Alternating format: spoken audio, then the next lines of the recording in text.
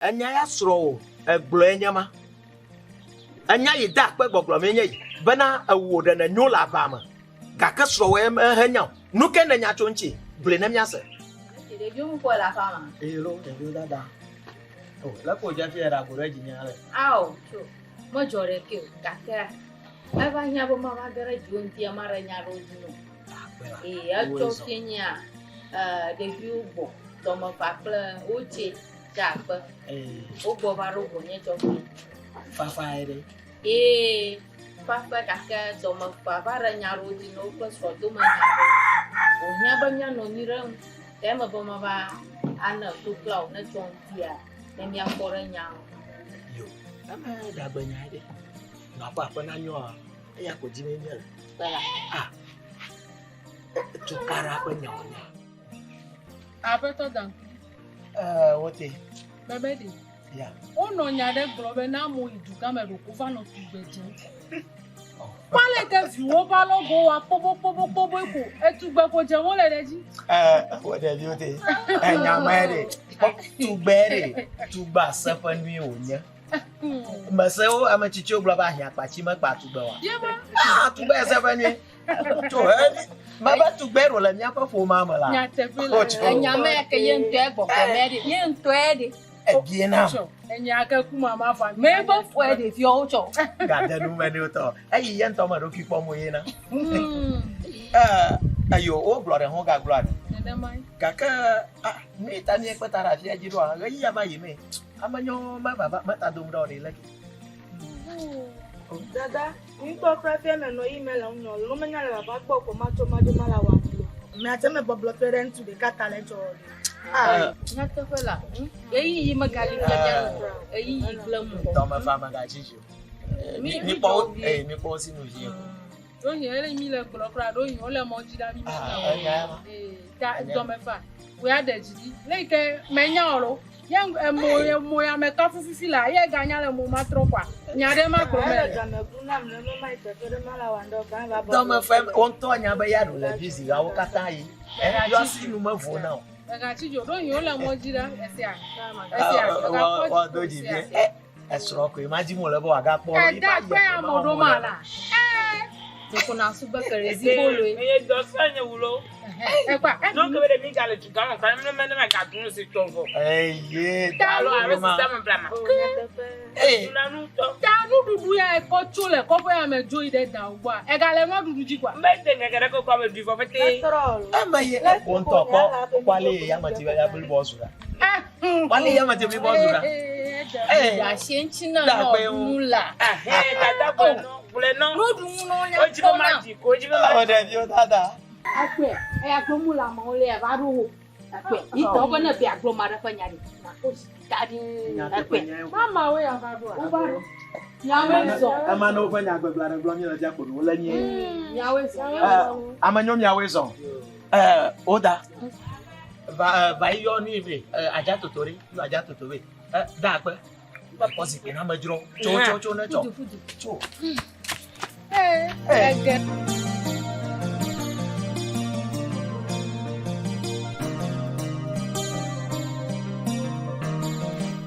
enya ya ko be Ya we go.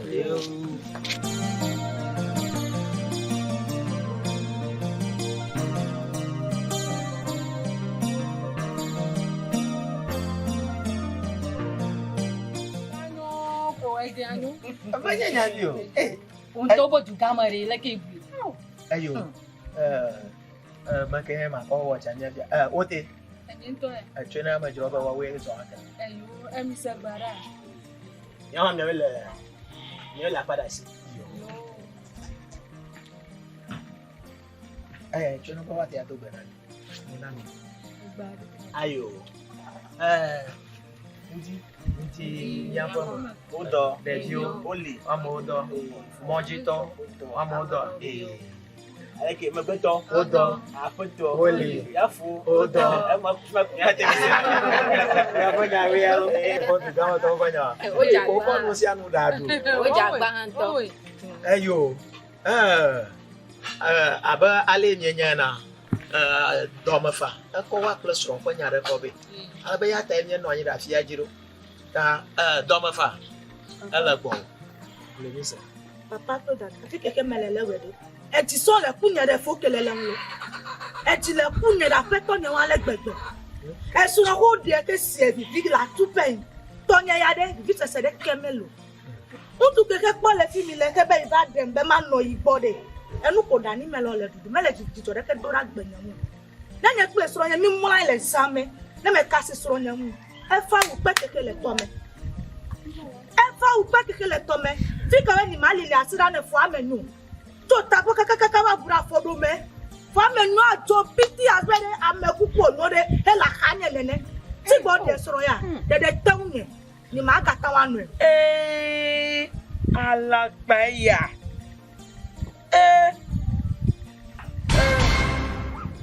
Todia. Ya da pe. Fo amenu ike kwa mi le fi ya. Ne fo amenyo le o tontia me no na te kaka ezado no ne ezado kwa ha e ga no na ji but me fa now if e de fia be dada nyanto e ye gbojo Agogo. Da pe. O ti bora ni. to dia Leke na wa fi nya ba ye da e ye fa. E ya ba no do kojo la ba ma chonji kaka sanato. To dia bien. Bien la yo wa be nya be soro nya fa la ba. E ja be le soro nya gbo mo la da pe. Da pe. Ale tututu na wa fi nya ba manyo do san la ba ma. Ble na mi se. Da pe ma bian ba na. Leke na wa fi nya ba amanyo. Musa do lewon la ba ba. Ale na wa fi nya ble na mi se. Amanyo. Anya ya soro eglo enyama. Anya yi da pe gboglo me nya bana awo da na nyo la ba ma. Kaka soro we hanya. Nu ke na nya chonchi ble na mi ase.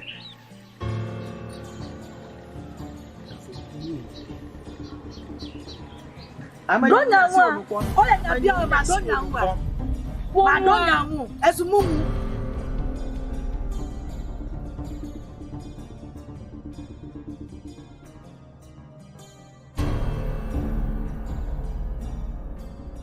Donya wa. Onula.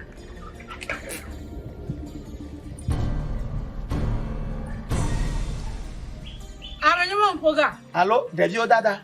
Ote. Menye gbale ma. Ye ko ma na gole. Nya ila manyo sina gle na mi ase. Ya nya nku. Globula. Obi awe na do wa akata ko nu wa. Amanyo mi asi onuko. Atunya kumla. Ni tutu enya kura da pe pe nya yo glo fian we. Ble na mi se. Ameditia. Ma gonya nya ko no le fia. La pada mo la sini. La panton tonto da no ngela sini.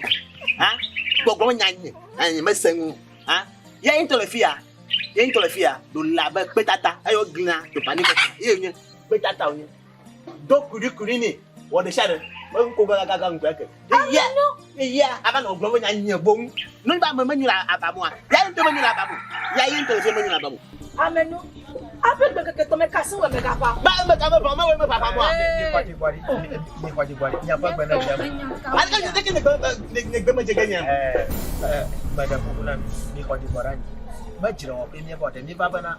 Je me teka. Nya cha ba do.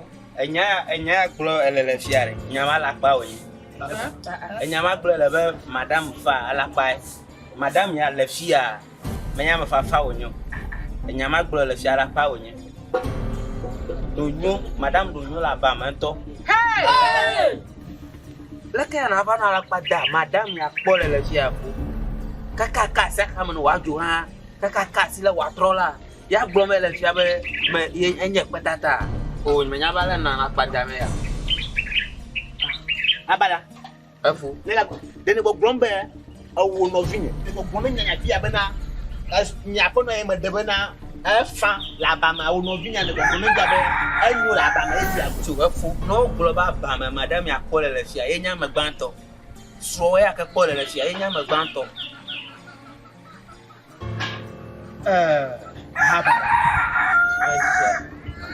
Leke na wo hafia nya ba fo sro.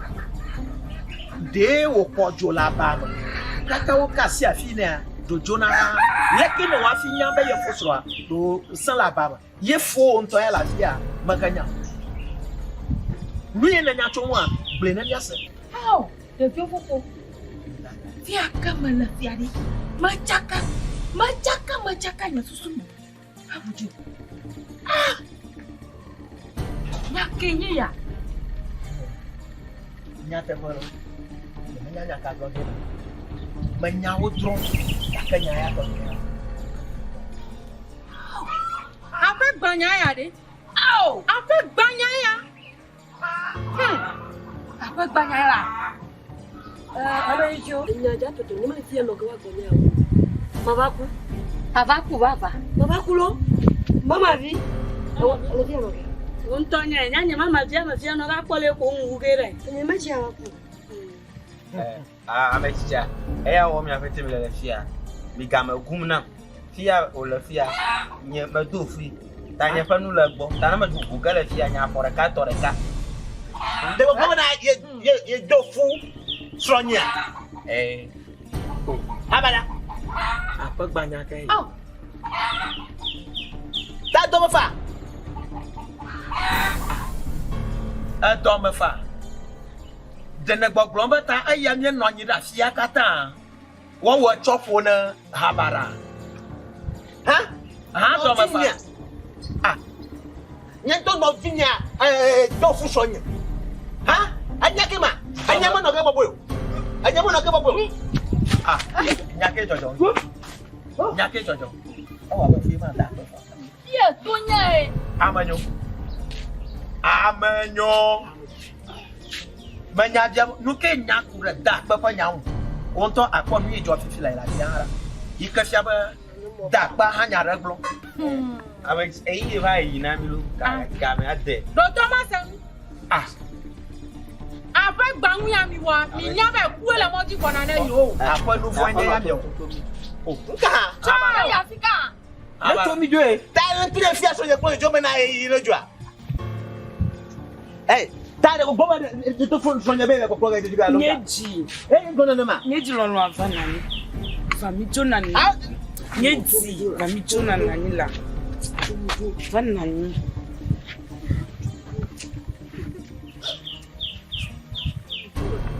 Amanyo. Enya ya ma totography ya. Enya ya ma totography ya ba. Enya ya engo yiga. Ela bana adu gbanya enya ya. Oh. Leki na vadu afoma na malaka.